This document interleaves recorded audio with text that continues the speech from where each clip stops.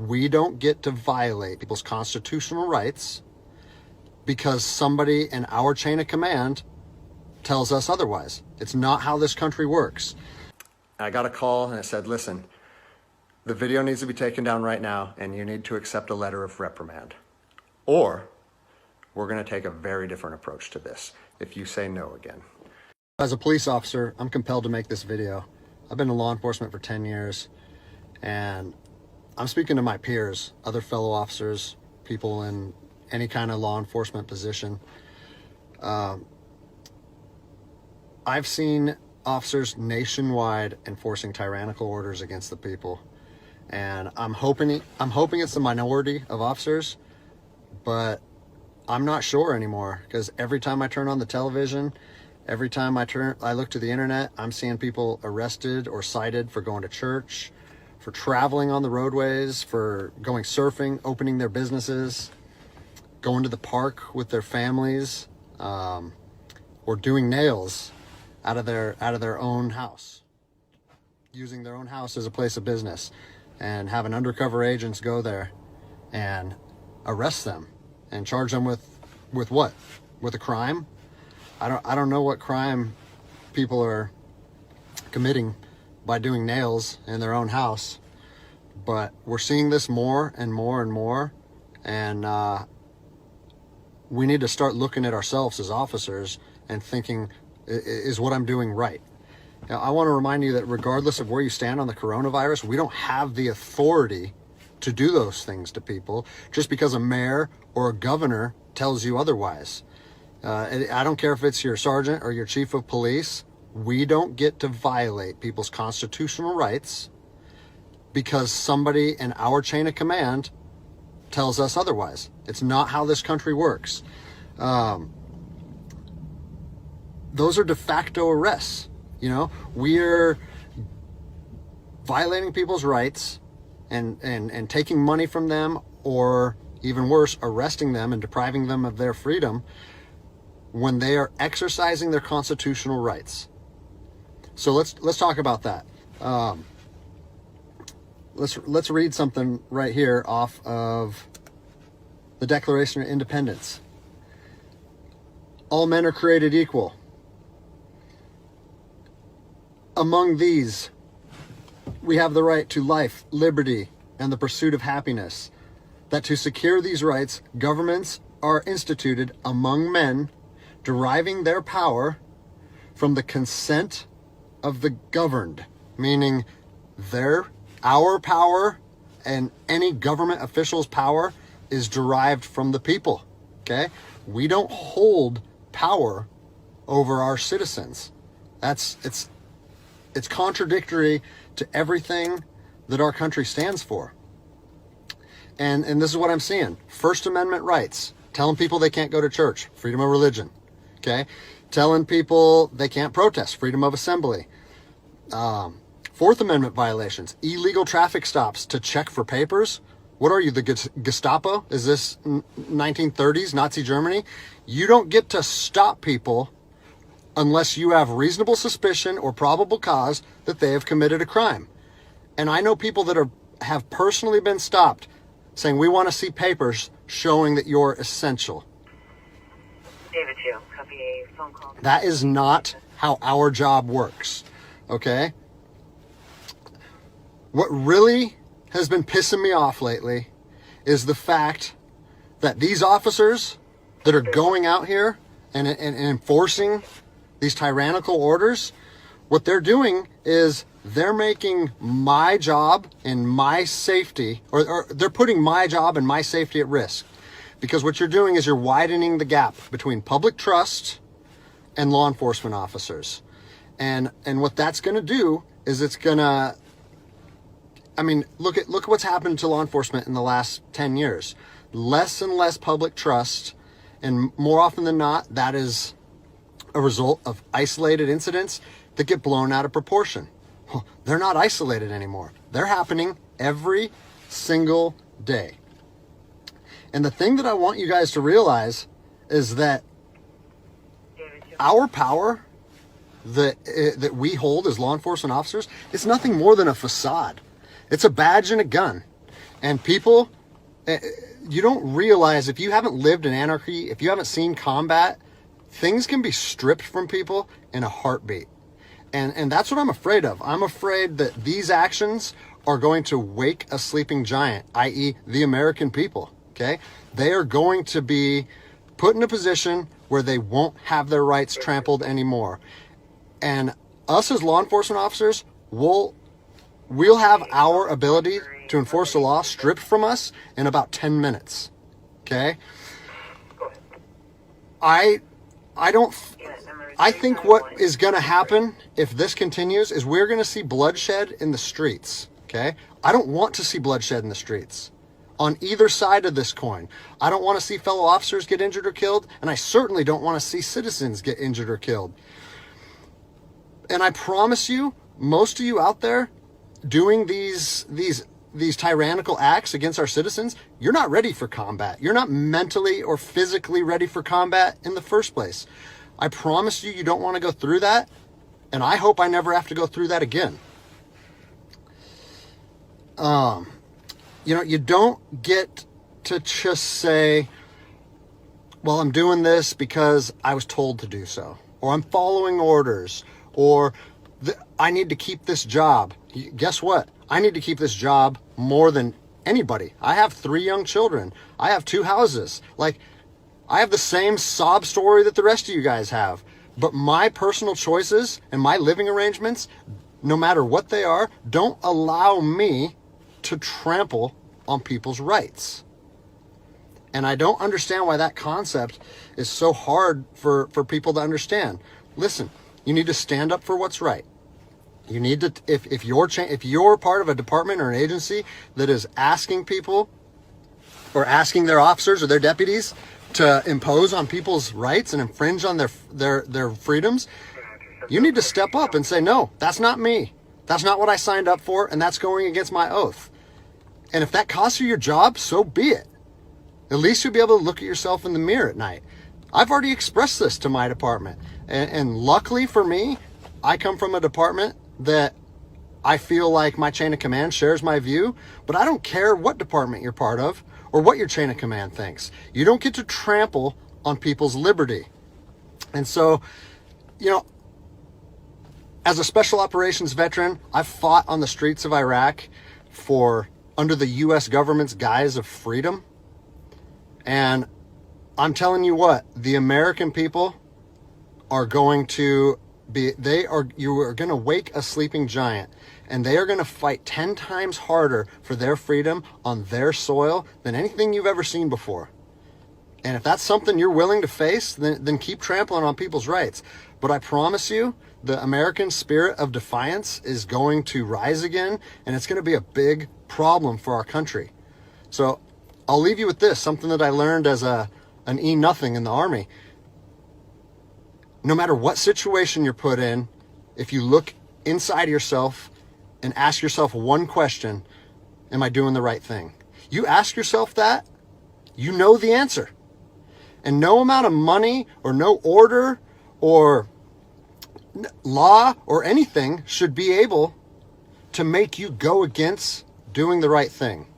So I'm imploring officers to look inside themselves and ask themselves, is this what I want to be doing to my citizens? And I think the answer is clear. And if we all stand up together, guess what? It'll be a non-issue, no factor, because people and law enforcement will be united like we should be. Hey, what's up, guys? So I just kind of wanted to take a couple minutes, get everybody caught up to speed on what's going on in my life. I've been getting a lot of questions, and figured I'd just make a second video and answer some of the things that I've been receiving. I first wanted to say I'm humbled by the response that my video got. It's been viewed millions and millions of times. People all over the country have been calling me, texting me, sending me emails, comments, and the overwhelming majority of it has been positive. And so I think that's pretty cool, because my whole thought process on making that video was trying to bridge the gap between law enforcement and the public. And I've seen both sides with open arms willing to embrace that. And I think that's a step in the right direction. So that's pretty cool. One thing that I've seen come up over and over in the comments, and I've been an email sent to me is, are you going to get in trouble? What happened to you? Or is there any discipline or any discipline taking place? And so I figured I'd take a chance and give you a little synopsis of the last 3 days of my life after posting that video. So I posted the video on Tuesday, was it May 5th? And it took it took a day or two before it really started getting a lot of traction. But the next morning when I woke up on the 6th, I think it was only at a few thousand views. And I had received a message from my command saying, wow, Greg, what a powerful message. We agree with that 100%, well done. And that was actually a relief for me, because I was like, great, I know that it's risky putting something out like that, but I felt like it was so grounded in integrity and liberty that no one would have an issue with it. So that was a relief. And then fast forward 3 hours later, I get another phone call from my command, and it said, hey Greg, the video's up to 400,000 views. It's time to pull the plug on this thing. And I immediately, it kind of caught me off guard, because I said, why would we want to pull the plug on something that was already acknowledged as a good and powerful message from one law enforcement officer to others? And I said, yeah, that doesn't really make sense to me. I think maybe we should embrace this message and we should share this with other officers. And he said, listen, it's not up to me. I have been directed to tell you to take the video down, and I need to know if you're going to take the video down. And I said, no, I can't take the video down, because if you listen to my first video, the whole message that I was trying to share with people and impart on them is, if you believe in something in your heart, you have to stand by that conviction, even if it costs you everything. And like I said last time, I have 3 little kids. I have this house. I have another house. I cannot afford to lose my job. But after putting that message out there and sharing that with America, and it was so well received, I can't then just say, even though that's what I believe, I'm going to take a step back. I'm going to retract my words, and I'm going to allow my command to prevent me from sharing my heart and my truth. And I said, so with that in mind, sir, I can't take the video down. And, I didn't know where this was going to go. And I immediately started thinking about, what are they going to try and gig me on? What did I do wrong? What policy did I violate? And I got called back a couple hours later. And by this time, it was skyrocketing. Everyone in the agency was seeing it. Cops from when I was an officer down in Los Angeles, they were contacting me. I got a call and it said, listen, the video needs to be taken down right now, and you need to accept a letter of reprimand, or we're going to take a very different approach to this if you say no again. Well, I'd already put myself on that hill, and I had to be willing to die on that hill. They said they determined the video was a violation of policy, and that if I wouldn't take it down, that allegations would be made against me, and so on and so on. And so I told them, no, I'm not going to take it down. You do what you need to do.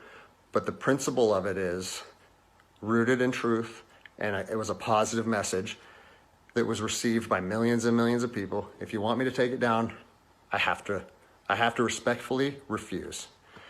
And it was interesting because they kept citing different policies, like, oh, it was the social media policy, or some of your equipment may have been identifiable. And that kind of seemed like a moot point to me. And it was strange, because why was the message okay at 5 a.m. and then 3 hours later, there was a problem with it? And so I was later contacted by the chief of police. He's someone that I have great respect for. He's a good man to work for. And he's the one that shot me straight. And he said, Greg, if you openly defy your governor, you can't be a police officer in the state of Washington. And I told him, I said, you know what? I can respect that. And if I were in your office, I would shake your hand, respectfully disagree, and say, maybe I'm not meant to be a police officer in the state of Washington then. And here's my thoughts on that, okay? You have to do your research. You have to figure out what your true north is, what your truth is, and where you stand on issues. For me personally, I believe that the Constitution supersedes all other documents, all other laws. There's case law supporting that. If you look at Marbury versus Madison, 1803, it says any future laws created that are repugnant, meaning in conflict with the Constitution, are null and void. So when I look at how I feel comfortable enforcing the law, and I see people exercising constitutional rights, it doesn't matter if there's different executive orders, requests from mayors, requests from governors. To me, the Constitution supersedes that, and I'm going to stand with the people. Well, unfortunately, higher up in all agencies, there's a political game being played, and now I am on a administrative leave status pending termination. I was told by both the agency and the union that I was asked to take it down, and I refused. So that's refusing a direct order. It's an insubordination charge, and it will result in me ultimately being let go from the agency. And I said, you know what? If that's what you guys have to do, if that video is so bad that you want to take my career from me and you want to leave my, potentially take my ability away to provide for my family because of that video, do it. Because I'm going to stand by my convictions, just like I said in my last video. So yeah, it's weird, how fast your life can change in a week. It's something that I never thought would happen. I never thought that I would make a video that would resonate with millions of people. But my head is held high. I'm not intimidated or upset by how this played out. Like I said in my last video, man, I fought in the streets of Ramadi during 04 and 05. I came to terms long ago that my convictions and my beliefs may cost me everything up into my life. And even though it's 15 years later and I'm a police officer in Seattle, Washington, that truth still remains for me. So I don't have an option to back down or feel sorry for myself or give in and say, you know what, I got kids and I think I'm just going to take the letter. No, if they want to do me like this for standing up for liberty, they can do that. I'll leave you guys with this. It's on to the new adventure for me. I've been doing different things my whole life, and I'm actually excited, to tell you the truth. If you know of anyone accepting resumes, hit me up, because I might need it in the near future. But, I've always wanted to circumnavigate the globe on a sailboat, so maybe it's time to chase that dream. Anyways, I appreciate all the support, guys. Take care.